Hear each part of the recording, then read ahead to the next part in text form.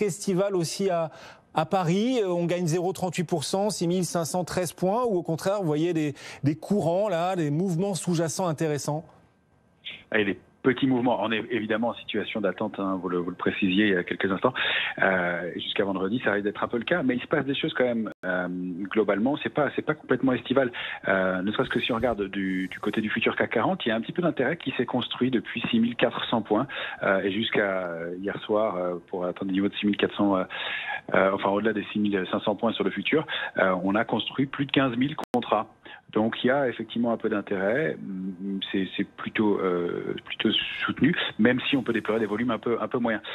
Du côté des couvertures, on constate qu'il n'y a pas une protection dans les portefeuilles qui est extraordinaire, jusqu'à 6350 points, et donc on pourrait considérer que cette zone est un peu fragile, donc 6350, 6550, qui est peut-être la prochaine cible haussière sur le futur, pour être un peu balayé dans les heures qui viennent.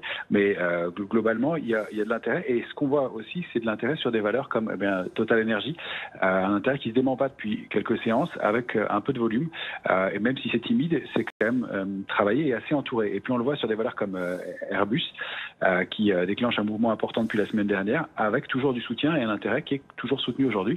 Et puis globalement, ce qu'il faut dire, c'est qu'on avait des indices qui étaient dans une phase de consolidation depuis début à mi-avril selon les indices, et qui ont l'air d'en sortir par le haut, alors de façon assez molle, mais en tout cas de façon régulière.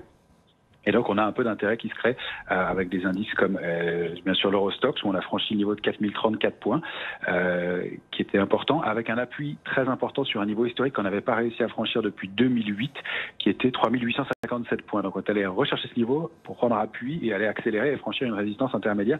Ça, ce sont des signes de force. Et puis, on voit des signes de force sur d'autres indices du côté des marchés émergents.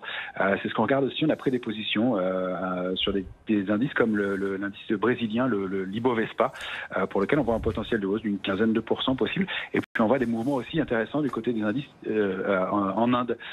Il y a aussi des choses qui se passent de ce côté-là. Et de la même façon sur des indices comme le Nikkei, où la tendance qui était un peu à l'arrêt a l'air de se réactiver.